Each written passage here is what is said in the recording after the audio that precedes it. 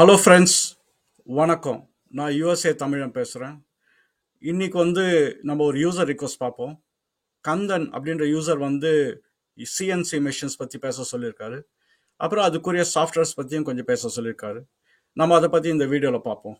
என் சேனலுக்கு சப்ஸ்கிரைப் பண்ணுங்கள், என்னோட வீடியோஸ் எல்லாம் ஷேர் பண்ணுங்கள், உங்கள் காலேஜ் மேட்ஸ் காலேஜ் ஃப்ரெண்ட்ஸ் கிட்ட எல்லாம் ஷேர் பண்ணுங்கள். நம்ம வீடியோக்குள்ளே போகலாங்களா? ஓகே.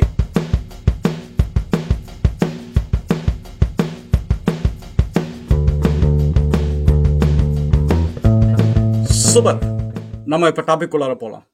இன்னைக்கு நம்ம பார்க்க போகிற டாபிக் சிஎன்சி மெஷின்ஸ் பற்றி, அப்புறம் அதுக்குரிய சாஃப்ட்வேர்ஸ். இந்த வீடியோ புரியணும் அப்படின்னா நான் ஒரு ஸ்டெப்பர் மோட்டார் அப்புறம் சர்வோ மோட்டார் பற்றி ஒரு வீடியோ ஒன்று போட்டிருக்கேன்.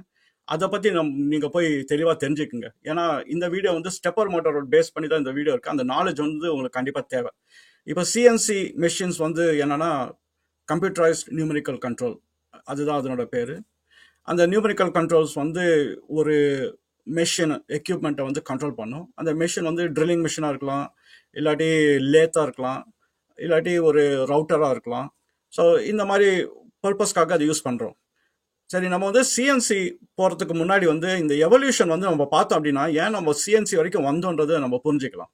ஒரு டூல் கிரியேட் பண்ணோம் அப்படின்னா ஒரு கேஸ்டிங் மெத்தடில் நம்ம டூல் கிரியேட் பண்ணுவோம். இப்போ ஒரு கோடாலி வேணும் அப்படின்னா நம்ம கோடாலிக்கு ஒரு கேஸ்ட்டை கிரியேட் பண்ணி அந்த கேஸ்டில் அயன் ஓரை மெல்ட் பண்ணி ஊற்றி அப்புறம் அந்த ஒரு கோடாலியை நம்ம கிரியேட் பண்ணுவோம். அதே மாதிரி எல்லா டூல்ஸும் பண்ணியிருந்தோம். ஸோ இது பெரிய டூல்ஸ்க்கெல்லாம் கேஸ்டிங் மெத்தட் ஒரு ப்ரிஃபரபிளாக இருந்தது. அப்புறம் இன்னும் கொஞ்சம் ப்ரிசைஸாக வேணும் அப்படிங்கிற மாதிரி வரும்போது என்ன ஆச்சுன்னா மெஷின்ஸ் அட்வான்ஸ் ஆக ஆரம்பிச்சது. ஒரு எக்ஸாம்பிள் லேத் கண்டுபிடிச்சாங்க. லேத்தில் என்னன்னா உங்களுக்கு இன்னும் ப்ரிசைஸாக மெஷினரிஸ் பண்ண முடியும். ஸோ இப்படி ஒரு அட்வான்ஸாக இருக்கும்போது என்னன்னா லேத்து கொஞ்சம் ஆட்டோமேட் பண்ண ஆரம்பிச்சாங்க. நம்ம மேனுவலாக லேத்தை ஒர்க் பண்ணும்போது அது ஆட்டோமேஷன் போட்டாங்க.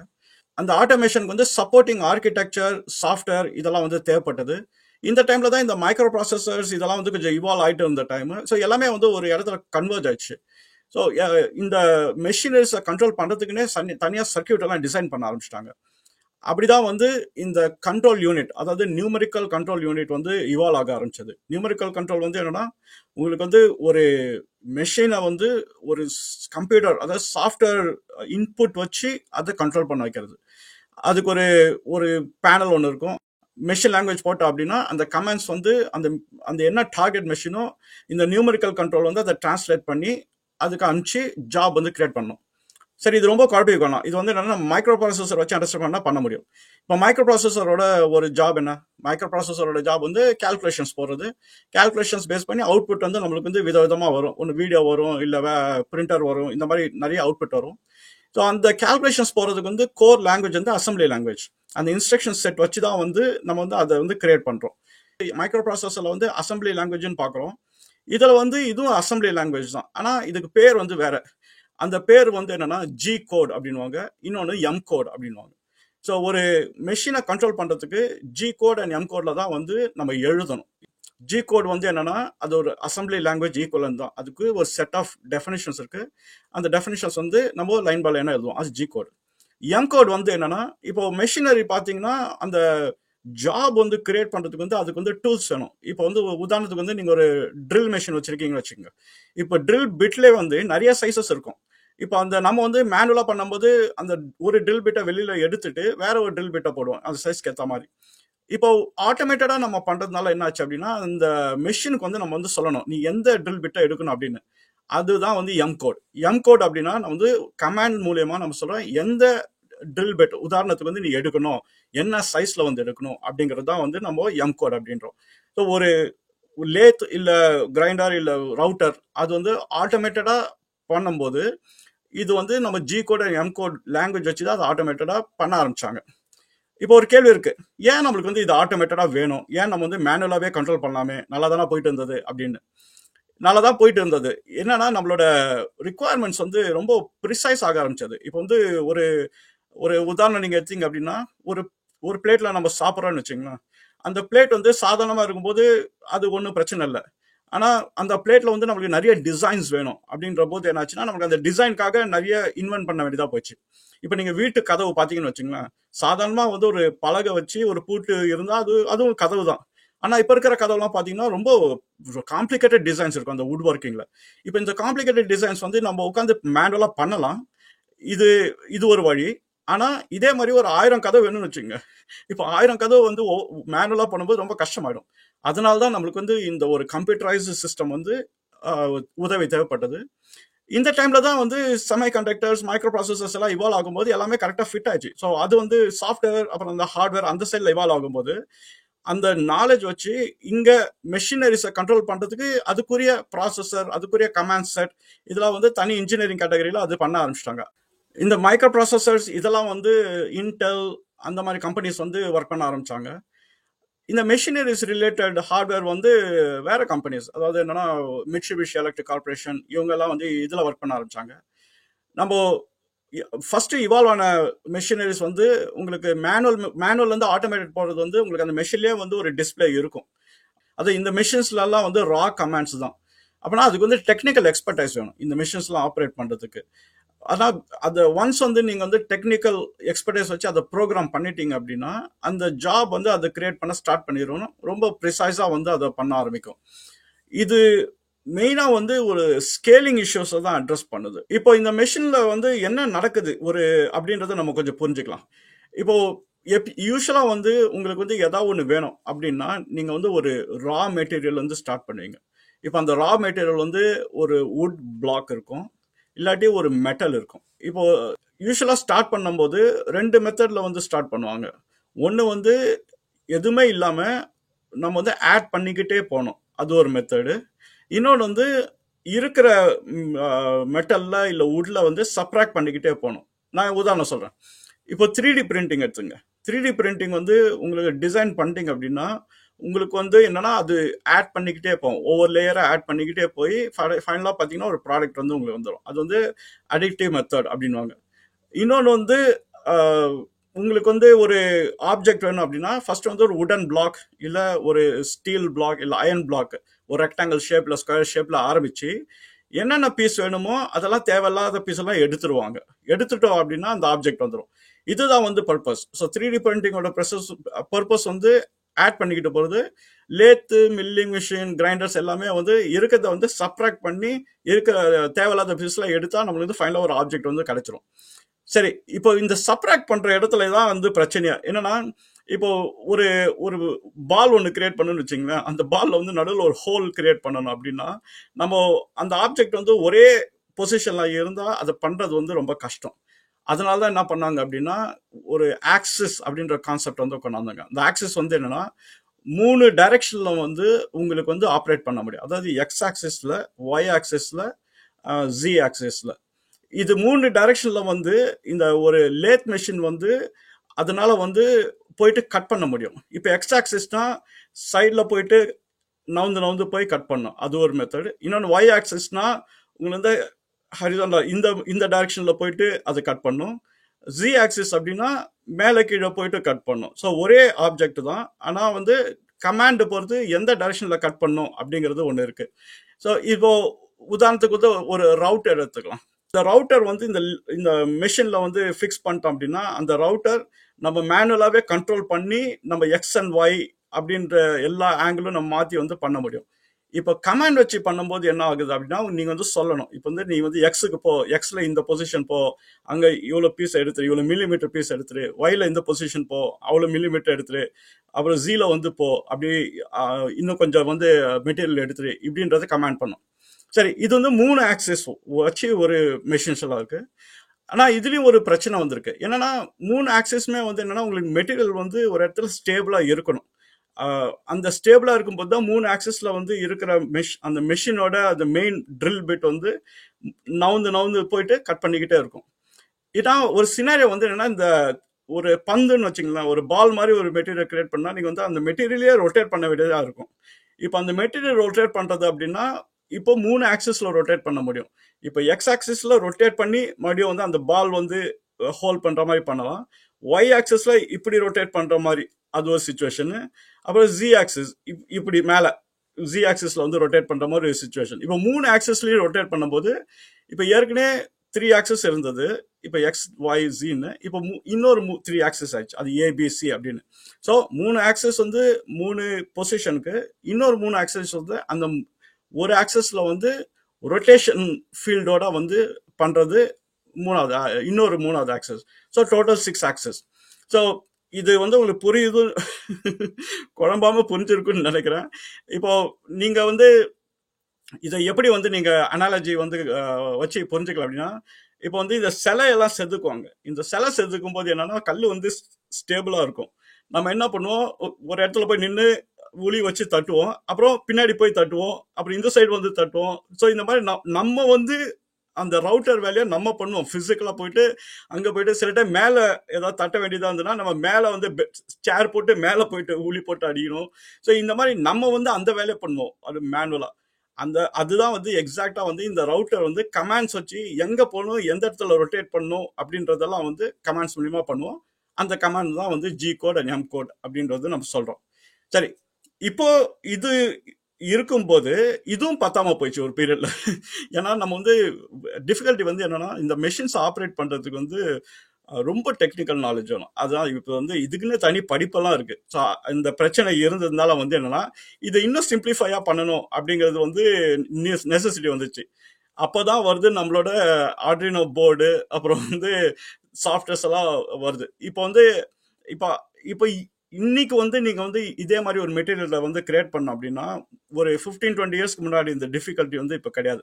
இப்போ சாஃப்ட்வேர்ஸ் வச்சு பண்ணலாம். இப்போ அதை பத்தி நம்ம கொஞ்சம் பேசலாம்.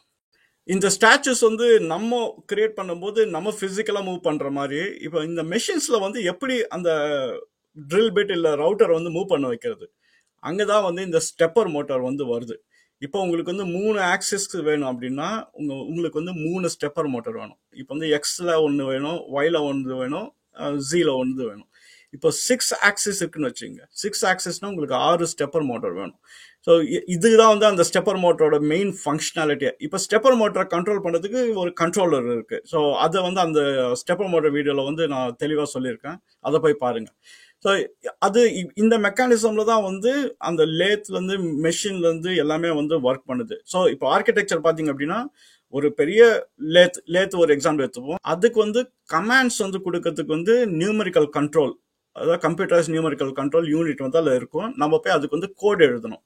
அந்த கோடு வந்து ஸ்டார்ட் பண்ணும்போது சிபியு, நம்ம மைக்ரோ ப்ராசஸர் வந்து எப்படி வந்து மற்ற இதுல இருந்து வேலை வாங்குதோ, அதே மாதிரி கண்ட்ரோலர்ஸ் வந்து என்ன பண்ணுன்னா, அந்த ஸ்டெப்பர் மோட்டரை வந்து ஸ்டார்ட் பண்ணி எந்த டைரக்ஷன்ல எந்த ஆக்சஸ்க்கு போயிட்டு எவ்வளவு வந்து மெட்டீரியல் எடுக்கணும் அப்படின்ற கமாண்ட் வந்து கொடுக்கும். முடிஞ்சுன்னா உங்களுக்கு வந்து என் ப்ராடக்ட் வந்து வந்துடும். இதை வந்து உங்களால மல்டிப்ளை, இதே ஆப்ரேஷனை ரிப்பீட் பண்ணிக்கிட்டே இருக்க முடியும். சரி, இப்போ வந்து நம்ம இவால்வ் ஆகி இப்போ மாடர்ன் சாஃப்ட்வேர்ஸ்லாம் வந்துச்சு. அதில் வந்து 2 சாஃப்ட்வேர் வந்து நம்ம வந்து யூஸ் பண்ணலாம் இப்போ இருக்கிற டெக்னாலஜி வச்சு. ஒன்று வந்து மார்க் 3 அப்படின்ற ஒரு சாஃப்ட்வேர், இன்னொன்று வந்து கர்பர். இது வந்து 2 சாஃப்ட்வேர் வந்து காமனாக யூஸ் பண்ணுவாங்க. ரெண்டுமே வந்து ஒரே ஜாப் தான் பண்ணுது, ஆனால் வித்தியாசம் இருக்கு. அதனோட ஜாப் வந்து என்னன்னா, உங்களுக்கு வந்து ஒரு யூசர் இன்டர்ஃபேஸ் கொடுத்துரும்.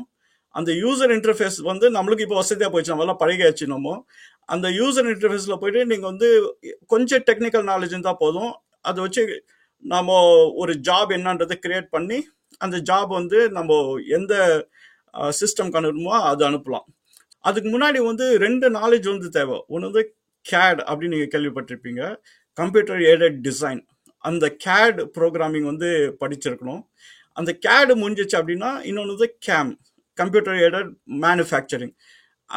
அந்த கோர்ஸ் வந்து படிச்சிருந்தா இதுக்கு ஹெல்ப்ஃபுல்லாக இருக்கும். கேடோட வேலை வந்து எப்படின்றது நம்ம டிசைன் பண்ணணும், என்ன மெட்டீரியல் வேணும், என்ன மாதிரி வேணுன்றது டிசைன் பண்ணுறது கேட்.